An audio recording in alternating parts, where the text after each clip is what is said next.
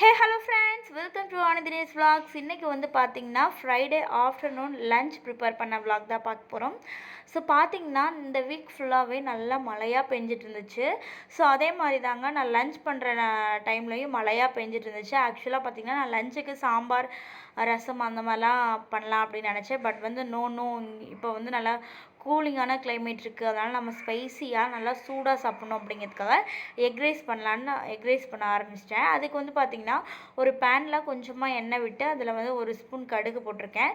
சாப்பாடு வந்து பார்த்திங்கன்னா வடித்து ஆற வச்சிட்டேன், ஏன்னா உதிரியாக வரணும் அப்படிங்கிறதுக்காக. வெளியில் வந்து பார்த்திங்கன்னா மழை விட்டு விட்டு பெஞ்சிட்ருக்கு. கொஞ்சம் வெயில் அடிக்குது, மறுபடியும் மழை வந்துடுது. ஸோ நல்ல சில் கிளைமேட்டாக இருக்குது. அதில் வந்து பார்த்திங்கன்னா ஒரு 2 பச்சை மிளகாய், 2 மீடியம் சைஸ் பெரிய வெங்காயம், கொஞ்சமான தேவையான அளவு கருவேப்பிலை இதெல்லாம் போட்டு நல்லா வணக்கிக்கலாம். ஸோ பார்த்திங்கன்னா சாப்பாடு சுட சுட இருக்குங்க. கொஞ்சமாக தான் நான் சாப்பாடு எடுத்திருக்கேன். குக்கர்லேருந்து மீதி அப்படியே வச்சுருக்கேன்.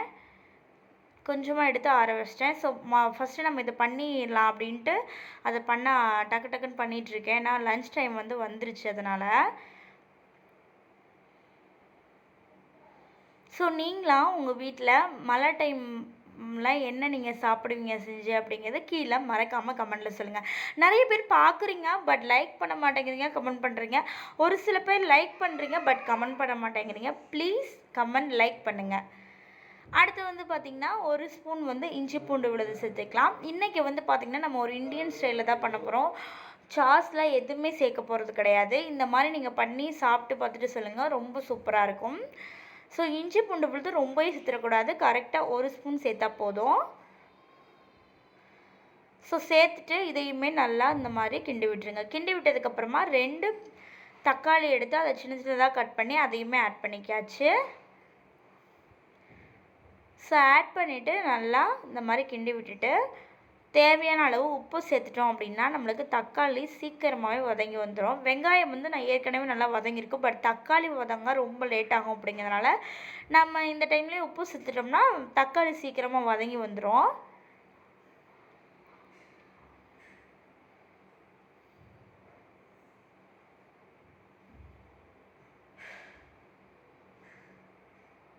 ஸோ இப்போ நல்லா வதங்கிடுச்சு. அடுத்து வந்து நம்ம மசாலா சேர்த்துக்கலாம்.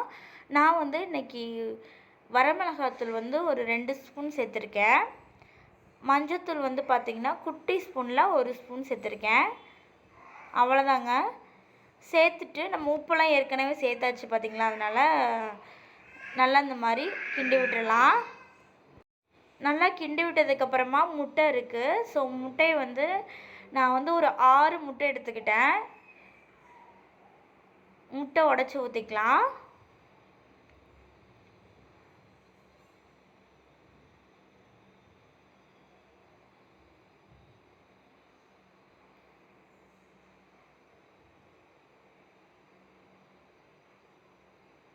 ஸோ இப்போ பார்த்திங்கன்னா முட்டை உடச்சி ஊற்றியாச்சு. நல்லா கிண்டி விட்டிங்க அப்படின்னா இந்த ஸ்டேஜுக்கு வந்துடும். இப்போ நம்ம ரொம்ப முட்டை வந்து வெந்துடணும், ஃபுல்லாகவே வேகணும் அப்படின்னு அவசியம் இல்லைங்க. ஒரு 3/4 வெந்துருச்சுனாலே நம்ம ரைஸ் போட்டுடலாம். ஏன்னா ரைஸ் போட்டு கிண்ட அது வேகும் அப்படிங்கிறதுனால. ஸோ இப்போ வந்து பார்த்திங்கன்னா ரைஸ் வந்து இந்த மாதிரி சாரல் மாதிரி இப்படி தூவி விட்டுருக்கோங்க. அப்படியே மொத்தமாக நீங்கள் ஆற வைக்காமல் இருந்தீங்கன்னா குழஞ்சிரும், அதனால் சொல்கிறேன். அடுத்து வந்து பார்த்திங்கன்னா ஒரு பெரிய ஸ்பூனில் 1 ஸ்பூன் வந்து பெப்பர் போட்டுக்கோங்க. போட்டுட்டு நல்லா இந்த மாதிரி கிண்டி விட்டுருங்க. ஒரு 5 மினிட்ஸ்க்கு நல்லா இந்த மாதிரி கிண்டி விட்டுருங்க.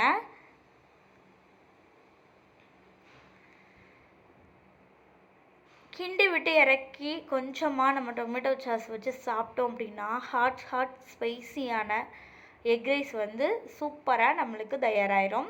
ஸோ நீங்களும் இந்த மழை காலத்தில் உங்கள் வீட்டில் இந்த ரெசிபியை செஞ்சு பார்த்துட்டு எப்படி இருந்துச்சு அப்படின்னு கீழே கமெண்ட்டில் மறக்காமல் சொல்லுங்கள். தேங்க்யூ ஃபார் வாட்சிங்.